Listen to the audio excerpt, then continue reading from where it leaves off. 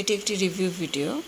যাদের বাসার সোফা, ঝাড়বাতি এগুলো ক্লিন করার প্রয়োজন আছে, তারা হাউস ক্লিনিং জোন ঢাকা এই একটা সার্ভিস প্রোভাইডার আছে যারা এই ধরনের সার্ভিস আপনাদেরকে দিয়ে থাকবে, এবং আমরাও নিয়েছিলাম ওনাদের কাছ থেকে সার্ভিসটা আমাদের ঝাড়বাতিটা ক্লিন করার জন্য।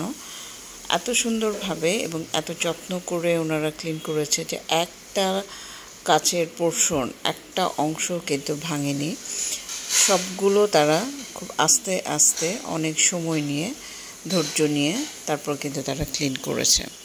তো তাদের সার্ভিসটা আমাদের কাছে খুব ভালো লেগেছে এবং আমি বলেছিলাম যে আপনাদের সার্ভিসের উপরে আমি একটা রিভিউ দিব। আনফর্চুনেটলি আমি পেজ লিঙ্কটা হারিয়ে ফেলেছি, পেজ লিঙ্কটা খুঁজে পাচ্ছি না, দিয়ে দিতাম। বাট ওনাদের নামটা আমার মনে আছে, নামটা ওনারা বলেছিলেন হাউস ক্লিনিং জোন ঢাকা। তো এই পেজটা সার্চ দিয়ে আপনারা হয়তো বা পেয়ে যেতে পারেন।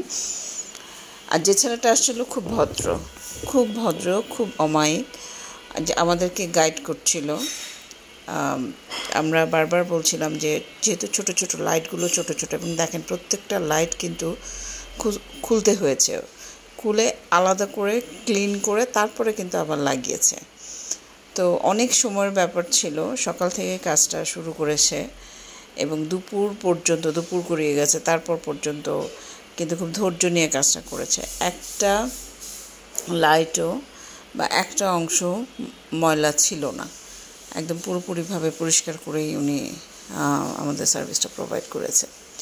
পাশাপাশি ওনাদের পেজ সম্পর্কে বা ওনাদের সার্ভিস সম্পর্কে আমাদেরকে আরও যে তথ্যগুলো দিলেন সেটা হচ্ছে সোফা ক্লিনিংয়ের কাজ করে, ফ্লোর ক্লিনিং, মোট কথা হচ্ছে ঘরের আসবাবপত্র থেকে শুরু করে ক্লিনিংয়ের যে কাজগুলো থাকে এখন কিন্তু ওনারা সে ক্লিনিংগুলো দেয়, সার্ভিসগুলো আর কি প্রোভাইড করে। সো আমার আসলে লাগছে যে আমি কন্ট্যাক্ট পার্সনের নাম্বারটাও আমি খুঁজে পাচ্ছি না, তার নাম্বারটা যে দিয়ে দিব, বাট নামটা আমার মনে আছে, হাউস ক্লিনিং জোন ঢাকা এই নামটা বলেছিল। তো আপনারা এটা দিয়ে সার্চ দিয়ে দেখতে পারেন। আমাদের সার্ভিসের রিভিউ আছে কিনা ঠিক বলতে পারছি না আমি তাদের পেজে।